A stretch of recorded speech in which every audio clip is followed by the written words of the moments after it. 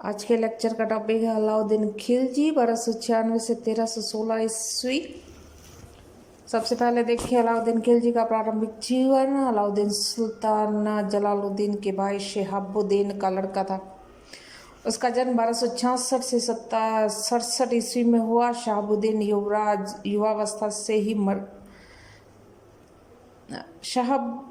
युवावस्था में ही मर गया और उसके चारों पुत्रों के पालन पोषण का भार जलालुद्दीन पर था। अलाउद्दीन की शिक्षा उचित व्यवस्था न हो पाने पर वह निरक्षर रह गया और शस्त्र अस्त्र चलाने में अश्व संचालन में उसने अच्छी प्रतिभा का परिचय दिया।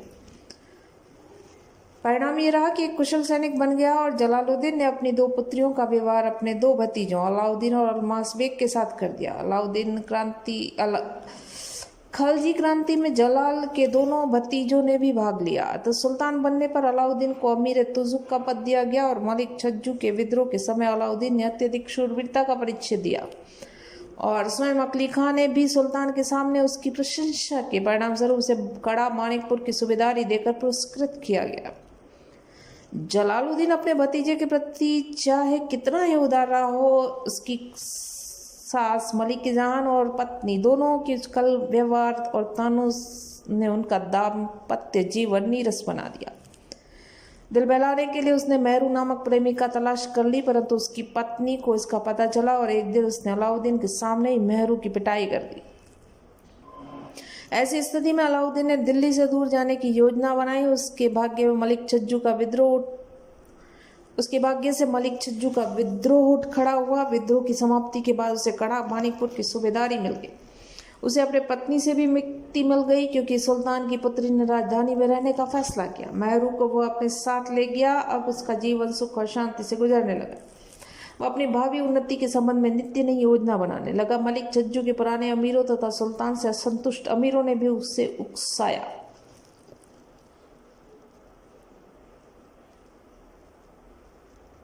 परंतु अलाउद्दीन शीघ्र ही इस निष्कर्ष पर पहुंचा कि सफलता प्राप्त करने के लिए एक विशाल सेना और शक्तिशाली सेना की आवश्यकता है। इसके लिए अपार धन चाहिए। 1292 बिलसाप नगर पर आक्रमण। वहां से प्राप्त धन से 8000 घुड़सवार की एक शक्तिशाली सेना तैयार की और 1296 ईस्वी में सुल्तान से पूछे बिना अत्यधिक गोपनीय ढंग से देवगिरी पर आक्रमण किया। विपुल धन संपदा और हाथी हस्तगत किए। दिल्ली सिंहासन हथियाने की योजना बना डाली और योजना के अनुसार सुल्तान को कड़ा आमंत्रित किया गया और जुलाई 1296 ईस्वी में सुल्तान के कड़ा पहुंचने पर उसका वध।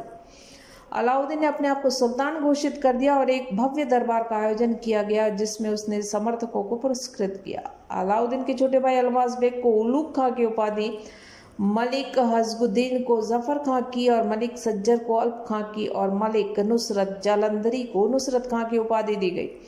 अन्य अधिकारियों और सैनिकों को भी सोने चांदी के सिक्कों से पुरस्कृत किया गया।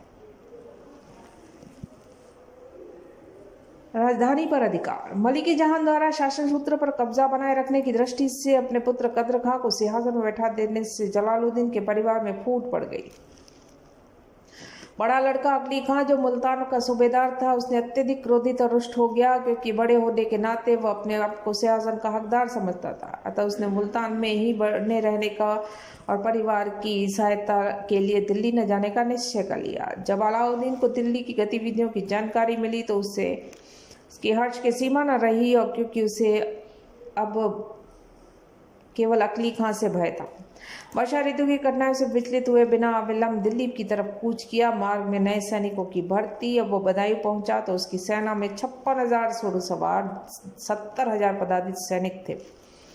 अलाउद्दीन का मार्ग रोकने के लिए दिल्ली से जो सेना भेजी गई उसके अधिकांश अमीरों को मुंह मांगा सोना देकर अलाउद्दीन ने अपनी तरफ मिला लिया। जलाली अमीरों के पक्ष परिवर्तन से रुकनुद्दीन इब्राहिम की स्थिति को कमजोर बना दिया गया। दूसरी तरफ मलिक जहान के संदेशों के उपरांत भी अकली खां दिल्ली नहीं आया। अंत में सुल्तान रुकनुद्दीन इब्राहिम ने आगे बढ़कर अलाउद्दीन का सामना करने का निश्चय किया, परंतु युद्ध के पूर्व ही उसके अधिकांश अमीर और सैनिक उसका साथ छोड़कर अलाउद्दीन से जा मिले।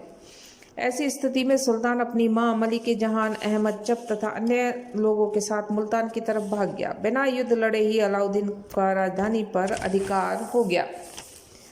कुछ दिनों बाद उसने दिल्ली में दूसरी बार राज्याभिषेक करवाया और इस अवसर पर सभी को इतना धन दिया गया कि लोग अलाउद्दीन के जघन्य कृत्य को भूल गए।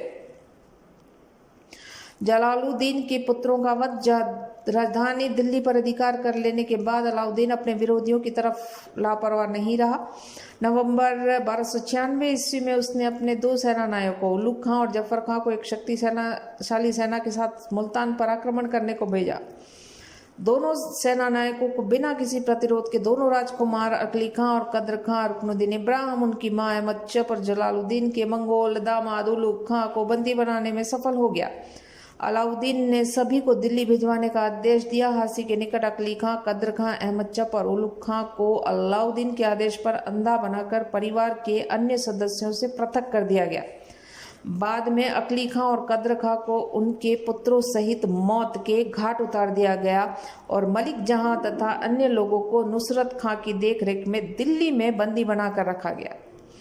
अमीरों से धन वसूली। सिंहासन के दावेदारों तथा उनके समर्थकों को अपने मार्ग से हटा देने के लिए उसने सभी अमीरों को दंड देने का निश्चय किया जिन्होंने सोने के लोभ में सुल्तान रुकनुद्दीन इब्राहिम के साथ विश्वासघात किया था। यह काम वजीर नुसरत खां को सौंपा गया। नुसरत खां ने नित्य नए नए तरीके अपनाकर सख्ती के साथ अमीरों से धन वसूल किया, जिससे राजकोष का मुंह भर गया। अलाउद्दीन का विश्वास था कि ऐसे लोगों को एक स्वामी को छोड़कर दूसरे से मिल सकते हैं, वे कभी भी विश्वसनीय नहीं हो सकते। विश्वासघातियों से पहले लाभ उठाना और फिर उसे सजा देना अलाउद्दीन का एक सिद्धांत था।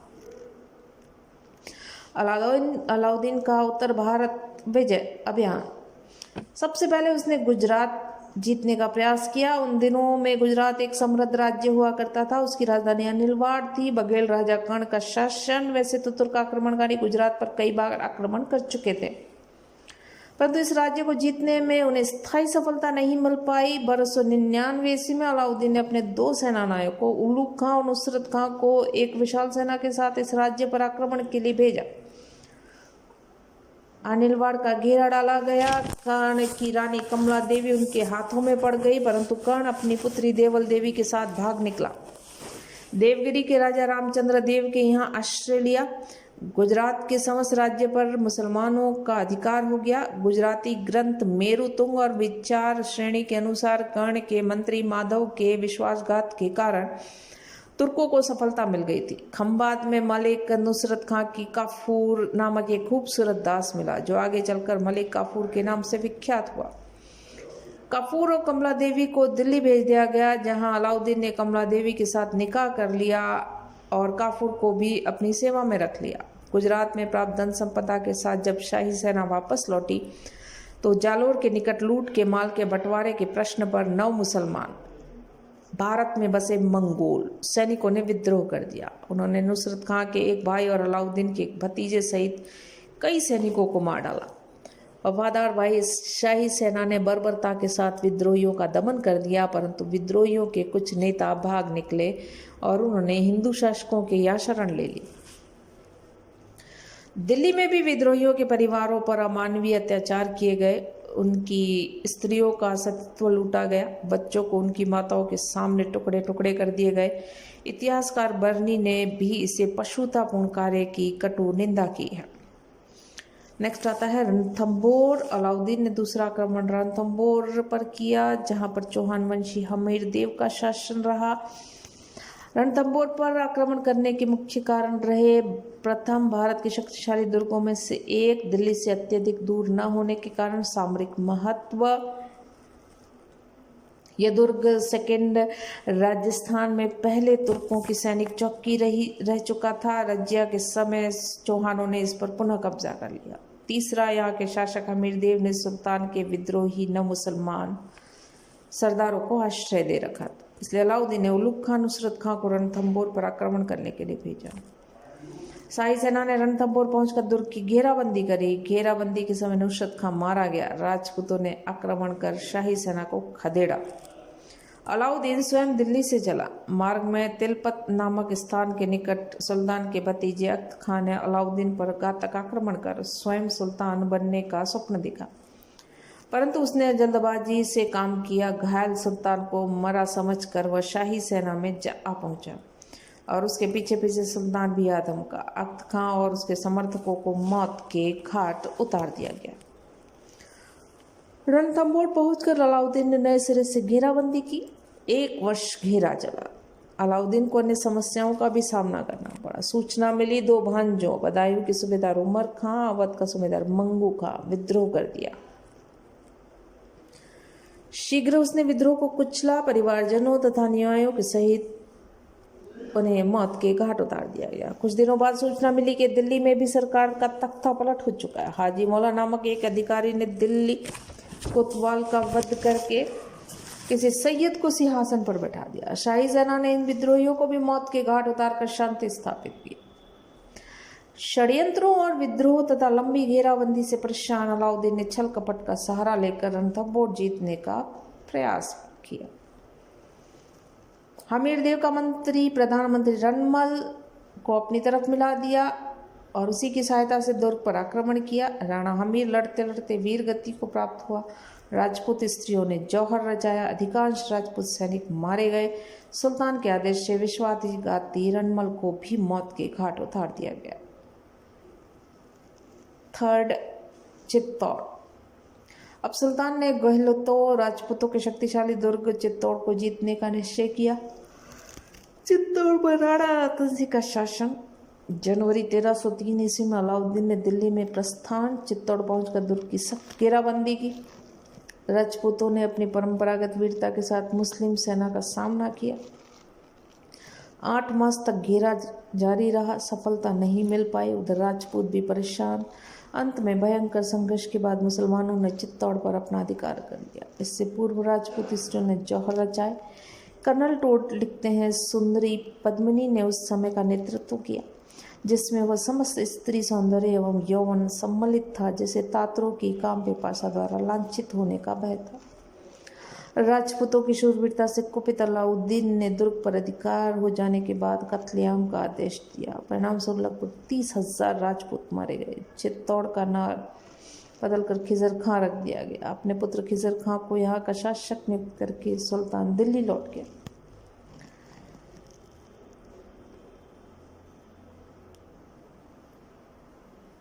रतन सिंह तो मारा गया, लेकिन उसका वंशज हमीर देव ने खिजर खां को इतना परेशान किया कि सुल्तान उसके स्थान पर राजपूत सरदार मालदेव को चित्तौड़ का शासन सौंप दिया।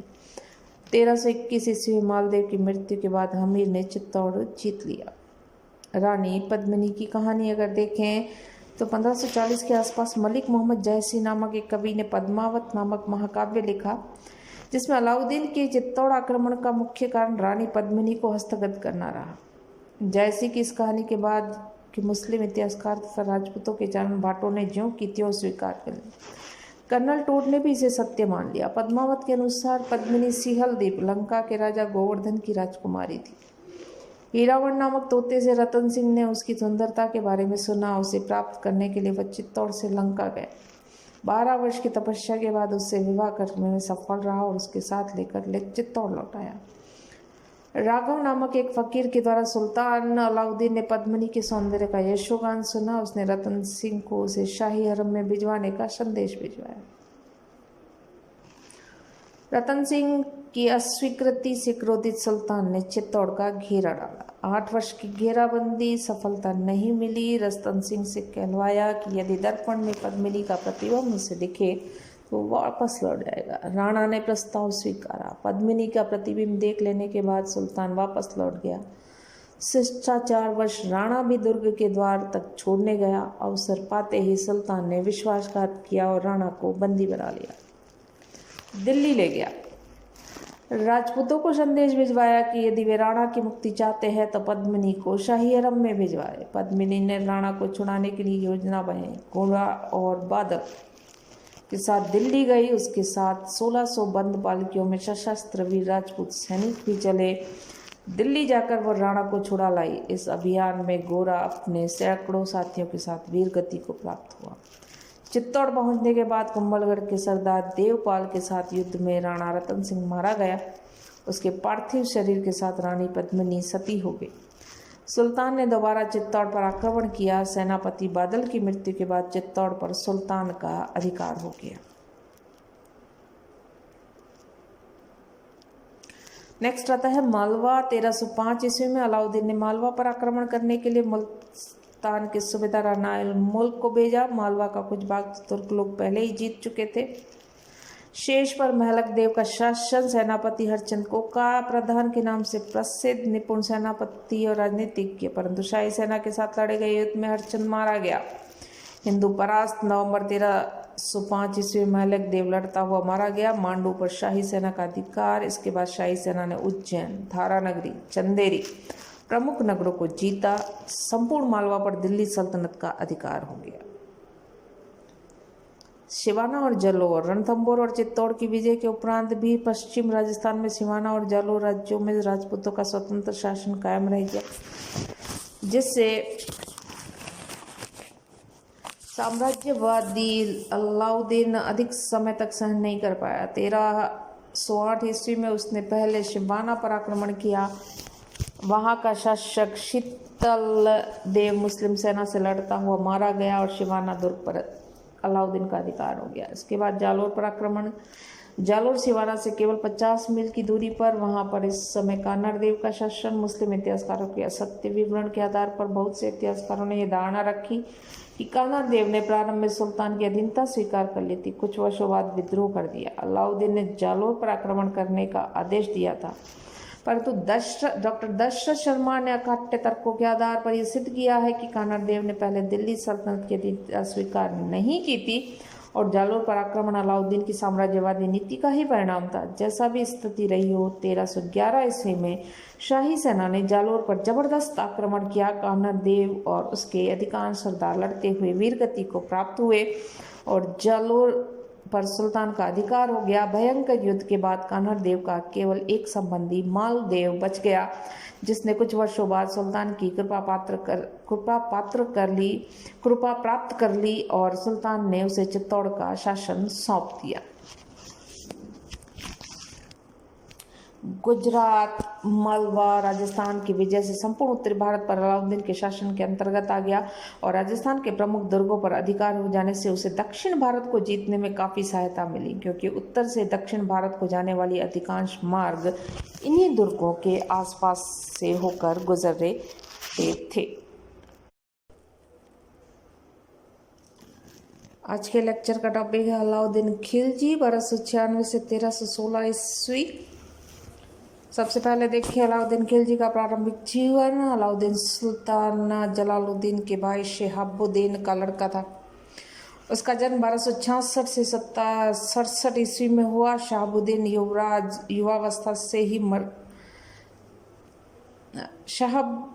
युवावस्था में ही मर गया और उसके चारों पुत्रों के पालन पोषण